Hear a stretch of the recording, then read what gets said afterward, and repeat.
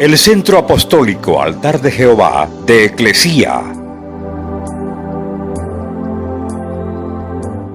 presenta lo mejor del trigo. Conduce Lourdes Bravo de Villar.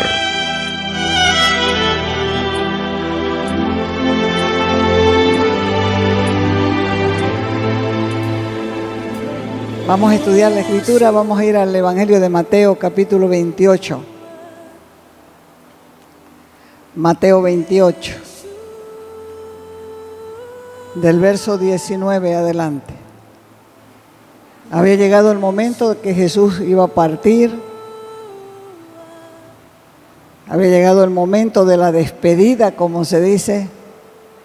Y el Señor Jesús les dijo a sus discípulos: por tanto, vayan, hagan discípulos a todas las naciones, bautícenles en el nombre del Padre, del Hijo y del Espíritu Santo, enséñenles que guarden todas las cosas que les he mandado, y yo voy a estar con ustedes todos los días hasta el fin del mundo. Amén.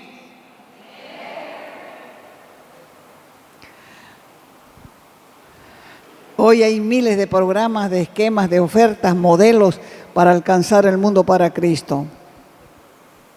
Todo porque la gente se olvidó del modelo. El modelo está aquí en Mateo 28, versos 19 al 20. Pero la gente se olvidó del modelo y comenzó a buscar esquemas, ofertas, modelos para alcanzar el mundo para Cristo. La mayor preocupación del Señor eran las almas. Eran, son y serán las almas. El estado espiritual de ellas. Nos mandó a discipularles, a enseñarles para que su fe tenga fundamento, para que lo que crean tenga fundamento, tenga cimiento y no venga un viento y los derribe y los deje en el piso casi muertos. Causa mucha satisfacción cuando el templo está lleno los domingos. Pero que esté lleno el domingo no es nada. Es nada. Es más bien una trampa. Creer que porque está lleno el domingo todos están bien. Debemos asegurarnos de que la grey esté creciendo en fe y esté aprendiendo a vivir como Cristo. Jesús nos enseñó 4 cosas fundamentales antes de irse. ¿Para qué? Para que su obra continúe. Dice ahí en Mateo 28, verso 19, por tanto, id. Después de dar Jesús la orden de ir por todo el mundo, dice la Escritura en el Evangelio de Marcos 16, 20, que ellos salieron y predicaron en todas partes, ayudándoles el Señor. O sea que recibían un mensaje, pero ellos mismos transmitían un mensaje. Este mandato no ha caducado. Tenemos que llevar almas, hombres y mujeres, al conocimiento de la verdad eterna, de que Jesús es el Cristo, el Redentor, el Salvador del mundo, y por la fe en Él seremos salvos. Pero hasta ahí termina algo, termina una cosa, un periodo, podemos decir. Somos salvos, sí. Y la vida transformada a la imagen de Cristo, ¿cuándo? ¿Cuándo esa vida transformada a la imagen de Cristo? Ustedes, dijo el Señor, me serán testigos. Un testigo es alguien que conoce de primera mano un incidente, un accidente, un problema. Entonces, cuando uno va a los juzgados y está en un pleito, piden testigos. Y como el mundo está acostumbrado a llevar testigos falsos, entonces no le importa a quién agarra como testigo, pero en el Evangelio no es así. En el Evangelio tenemos que llevar testigos que tengan fundamento, que sepan quién es Cristo, el poder que tiene, la unción que tiene. Y entonces vamos a ser buenos testigos. Algunas personas escuchan las palabras de Jesús diciendo, ven y sígueme, pero sus oídos están tan cerrados, al igual que sus corazones, que no quieren seguirle. Otros sí quieren seguirle, pero necesitan quien les enseñe, como en el caso del etíope, que era un prosélito del judaísmo. Es decir, que este hombre estaba acobardado de su religión, podemos decir entre comillas. Estaba hastiado de la forma que le habían enseñado para buscar a Dios. Y se había convertido en un prosélito, en un seguidor del judaísmo. Por eso es que venía a Jerusalén vez tras vez. Leía la Escritura, pero no la entendía. Pero sin embargo, él venía a adorar y no entendía lo que leía. Y Dios veía que el hombre leía. Por esa causa fue que el mismo Espíritu Santo le dijo a Felipe, acércate al carro. Y cuando Felipe, que era un diácono enviado por el Espíritu Santo, se acercó al carro, lo escuchó al etíope leyendo el libro de Isaías. Entonces le preguntó, ¿qué lees? Y él respondió, en Hechos 8:31 dice, ¿cómo podré entender? Porque él le dijo, ¿entiendes lo que lees? Y él dijo, ¿cómo voy a poder entender si alguno no me enseñare? Y esto es una gran verdad. Mucha gente lee y no entiende, pero no quiere tampoco que le enseñen. ¿Por qué? Porque a la persona que Dios le envía para que le enseñe, no la quieren. Y luego terminan todos torcidos en la fe, dejan entrar a sus casas a quien sea, a quien no debería entrar, pero a quien Dios les envió, no. ¿Por qué? Prejuicios. ¿Qué son prejuicios? Un prejuicio es una opinión anticipada que por lo general es negativa. Porque nosotros nos vamos formando en la mente prejuicios. Porque tenemos la costumbre de prejuzgar. Prejuzgar antes, sin conocer las cosas y sin conocer a las personas. La gran comisión es grande porque es una gran cosecha de almas. Y los beneficios de la eternidad están disponibles para todos los que se arrepienten. Y Dios te está esperando a vos para ayudarte, para enseñarte, para que vos mismo puedas ayudar a otros. ¿Qué vas a responder al llamado de ir? Yo, dicen algunos en su interior, le digo al Señor, sí. Pero para ir tienes que prepararte. Tienes que tener un buen testimonio. Y tienes que saber que se trata de un trabajo de amor. ¿Por qué tienes que prepararte? Porque esta obra exige nuestro mejor esfuerzo y nuestro mejor sacrificio. Exige horas más largas de trabajo. Exige oración ferviente.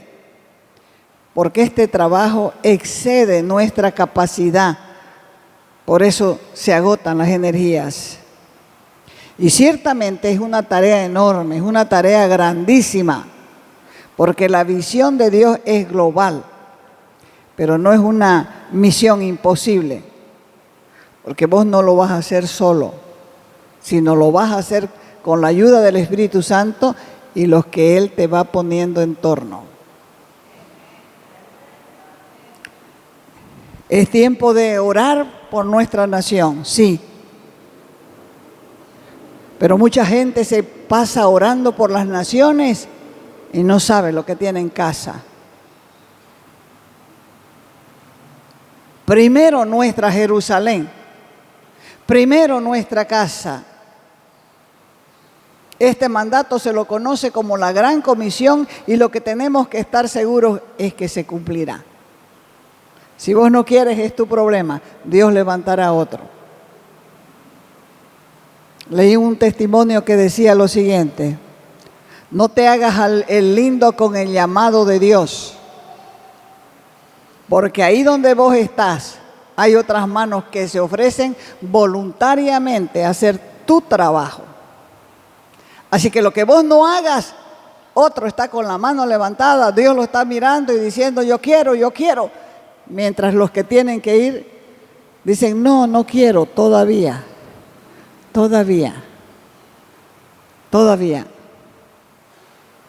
Apocalipsis capítulo 7, verso 9. Después de esto dice, miré y apareció una multitud tomada de todas las naciones, de todas las tribus, de todos los pueblos, de todas las lenguas. Era tan grande esa multitud que nadie podía contar. Y todos estaban de pie delante del trono y del Cordero, vestidos con túnicas blancas y con ramas de palma en las manos. Aquí vemos todo el mundo de pie delante del gran trono de Jesús. No podemos renunciar a nuestra responsabilidad y pasarla a otra generación, porque somos nosotros a los que Dios nos está llamando para que tengamos el privilegio de cumplir con esta misión. Juan 17:8 dice, hablando Jesús dice, así como tú, estaba hablándole a su Padre, como tú me enviaste a mí a salvar al mundo, así yo los envío a ellos también, para que lleven el mismo mensaje al mundo. Haciendo lo que Dios te mandó a hacer, tienes una nueva razón de vivir. Jesús le dio al cuerpo de Cristo, que es la iglesia, el ministerio de la reconciliación. Y nosotros somos los enviados a nuestras familias, a nuestra comunidad local, a nuestra nación y al mundo entero. ¿Qué es la reconciliación? La reconciliación significa el restablecimiento de la relación. Reconciliación es, hay paz entre ambas partes. En este caso, hay paz entre Dios y el hombre que se reconcilia con el Padre a través del sacrificio de Jesús en la cruz. El mundo, lo vemos, está lleno de conflictos, está lleno de guerra, de división, de prejuicio, de racismo, de terrorismo, de partidismo. Y como resultado, las relaciones se quedan rotas, la economía está quebrada, los gobiernos están enfermos, los matrimonios están destruidos y la vida con los corazones sangrando. Hay un dicho popular que dice, cara vemos, corazones no sabemos. Por eso necesita ser un reconciliador, necesita ser un constructor de puentes, uniendo las vidas con Dios, tu Padre. La Biblia dice en 2 de Corintios capítulo 5, verso 18, dice, todo lo bueno viene de Dios, quien nos ha reconciliado con Él a través de Cristo y nos ha dado el trabajo de reconciliar a toda la gente con Él. Lo que quiero decir es que a través de Cristo Dios estaba tratando de reconciliar al mundo con Él sin tener en cuenta los pecados de nadie. Ese es el mensaje de reconciliación que nos encargó anunciar. En Isaías también, Isaías 49:6 dice: poco es para mí que solo seas mi siervo para levantar las tribus de Jacob y restaurar el resto de Israel. También te he dado por luz de las naciones, para que seas mi salvación. ¿Hasta dónde? ¿Hasta dónde? Hasta lo último de la tierra. Ese es el plan de Dios para el mundo. Esa es la misión de Dios para vos. No te limites a cumplir tu ministerio, porque la orden es ir y hacer. Ir significa marchar, caminar, visitar, llamar por celular, invitar. Y hacer es forjar, crear, formar discípulos, enseñándole lo que ya vos aprendiste. 2, hagan discípulos. Hagan discípulos. En la primavera del año 33 después de Cristo, los discípulos se reunieron en el monte de Galilea, donde el Señor los había citado. Había llegado la hora de la ascensión. Jesús tenía que volver al Padre. Pero antes de partir, Él tenía que darles un mensaje. Y todos estaban expectantes. Así que cuando llegó el momento de dar el mensaje, les habló diciendo: toda autoridad me ha sido dada en el cielo y en la tierra. Por tanto, vayan y hagan discípulos a todas las naciones. ¿Por qué tenemos que obedecer? Porque el que nos manda tiene autoridad. El Padre lo facultó, el Padre lo autorizó, el Padre le concedió autoridad sobre cielos y sobre tierra. Es por eso que toda persona va a doblar la rodilla delante de Dios y va a confesar que Jesús es el Señor. Todos los que están en el cielo, ángeles, arcángeles, querubines, van a doblar su rodilla y van a confesar que Jesús es el Señor. Aún los ateos, aún los que se resisten al Evangelio, todos y todos los de abajo, desde el mismo Satanás hasta el demonio más pinche, van a doblar su rodilla y van a confesar que Jesucristo es el Señor.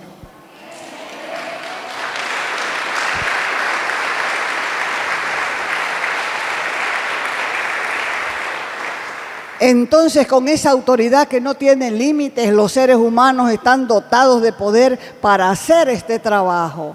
Además, tenemos que recordar que Jesús es el juez de los vivos y de los muertos. ¿Quién te va a juzgar?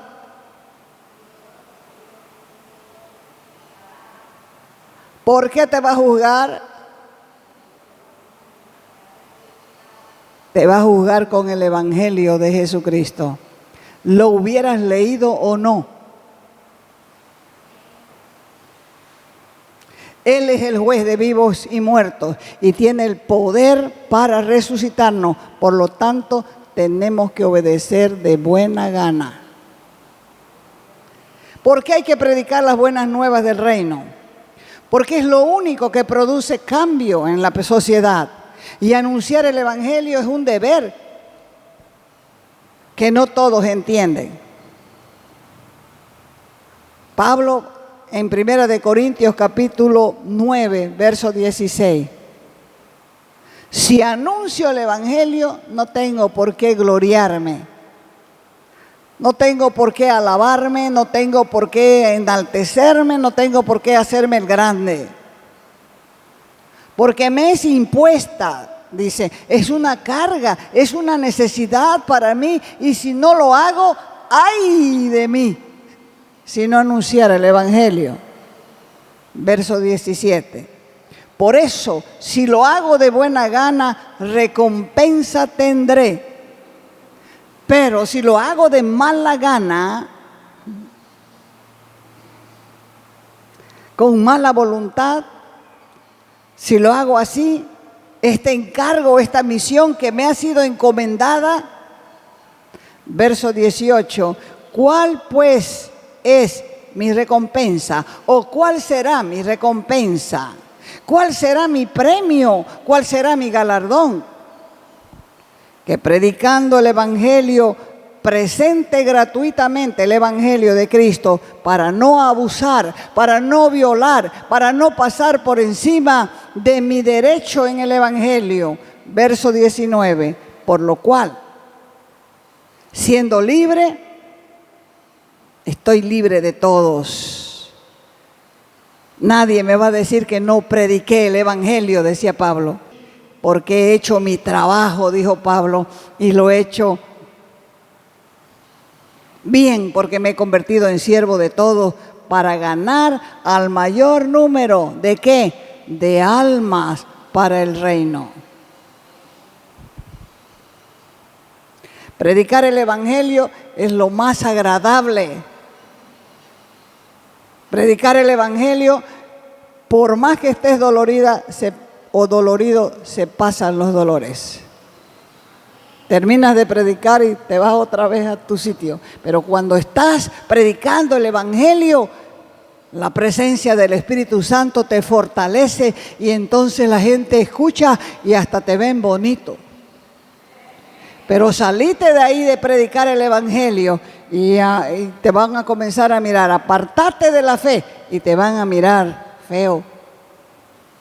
Porque el que se apartó de Dios se volvió feo. ¿Por qué? La gracia ya no está sobre esa vida. Y al perder la gracia, la gente se vuelve mala y horrible, porque no la entiende la gracia. Ese ejemplo tan grande que tenemos fue posible precisamente porque no solamente lo hizo con palabras, sino que lo hizo con su propia vida.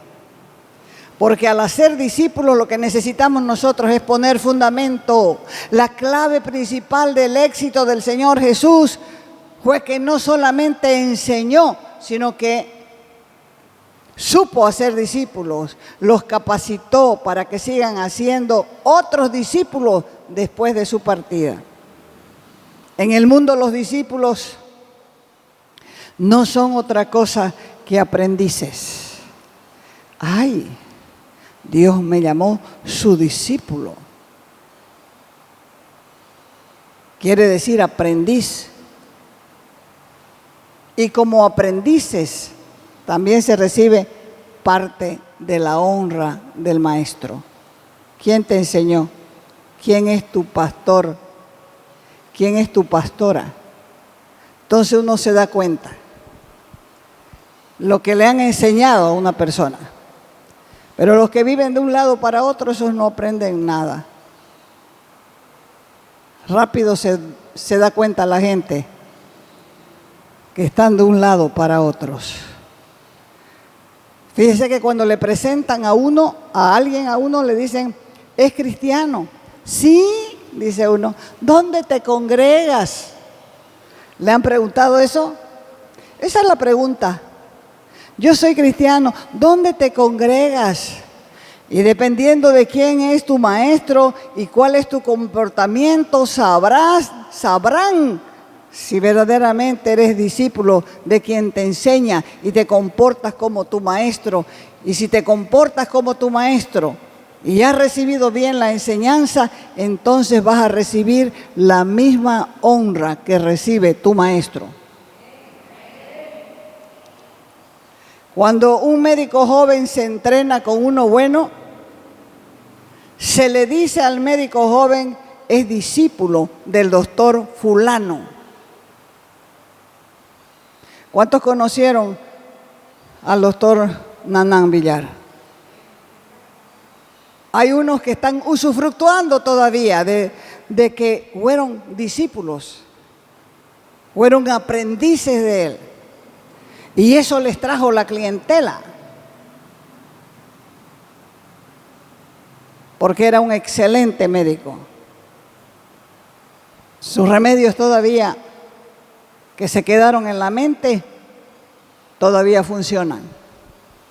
¿Por qué dice la gente, era discípulo de fulano? Porque se supone que el discípulo está aprendiendo de ver, de oír y ver lo que hace su maestro. Hay una gran diferencia entre un convertido y un discípulo, y por esa causa la Iglesia de Cristo no prospera. ¿Por qué? Porque se malentiende el mandato de Jesús. Nunca nos mandó a buscar convertidos, nunca nos mandó a buscar miembros o seguidores. Él nos comisionó a ser discípulos. La conversión es el resultado de la obra del Espíritu Santo, porque Él es el que nos convence de pecado, de justicia y de juicio. Y su misericordia nos impulsa al arrepentimiento, y recién podemos reconocer nuestra necesidad de Dios y queremos que Él nos perdone. No se equivoquen, Dios no tiene nietos, solamente hijos. E hijos nacidos de nuevo. Ahí es que el pecador se da cuenta que necesita a Dios. Ahí es cuando sabe el pecador que tiene que arrepentirse. Y cuando se arrepiente de verdad, Dios mismo le concede el nuevo nacimiento o la regeneración. Porque la persona que estaba muerta en sus delitos y pecados cobra vida e inicia una comunión con Dios. Este es el inicio de la vida del creyente. La nueva criatura necesita ser discipulada. Debe entrar en un proceso de aprendizaje para poder convertirse en un cristiano de verdad. Un discípulo no nace, se hace. Entrar a una facultad de medicina no te hace médico. Tendrás que estudiar, tendrás que ser instruido, tendrás que ser capacitado, tendrás que ser probado hasta llegar a ser médico. Es un proceso. De igual modo, el nuevo nacimiento tendrá que ser enseñado, tendrá que ser llenado del Espíritu para convertirse en un discipulador. Lo que has oído de mí, dijo Pablo, encarga.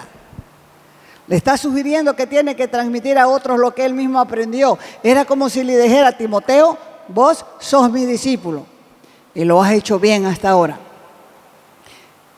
Te toca transmitir todo lo que yo te he dado.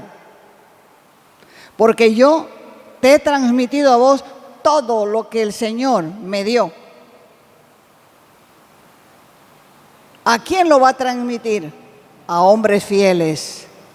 No te olvides que tienen que ser hombres fieles, hombres probados en su lealtad, hombres merecedores de confianza, confiables, veraces y de una sola cara. Y ¡ay, que eso es difícil! ¡Ay, que es difícil!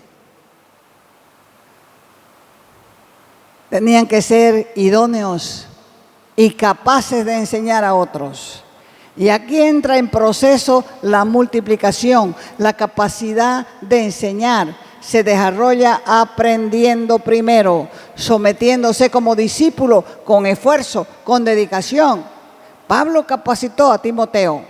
Timoteo capacitó a hombres fieles y estos capacitaron a otros y estos últimos a otros más. Y en esta capacitación hay una constante multiplicación porque es una labor fructífera. Y formar discípulos es tarea que el Señor ha dado para que el cristianismo se desarrolle. ¿Hasta cuándo? Hasta que Él venga. Te invitamos a nuestras conferencias los días viernes y sábados a las 20 horas y los domingos a las 10 de la mañana y a las 20 horas. Calle Nicolás Suárez, esquina Félix Pinto.